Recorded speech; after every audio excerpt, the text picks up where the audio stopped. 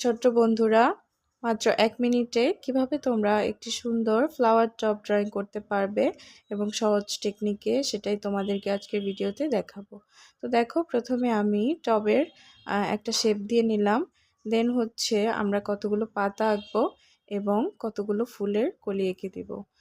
তো দেখো, আমি পাতাগুলো এঁকেছি, সেটা আলাদাই বোঝা যাচ্ছে কোনগুলো পাতা এবং কোনগুলো ফুল হবে।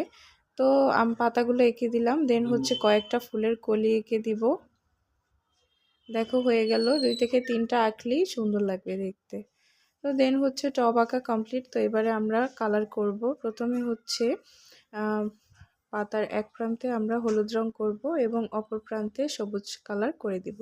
তো দেন হচ্ছে আমরা ফুলগুলোতে পিঙ্ক কালার করে দিলাম, টপটাতে অরেঞ্জ কালার। তোমরা চাইলে যে কোনো কালার করতে পারো। তো দেখো, কত সহজে একটি টব এঁকেছি।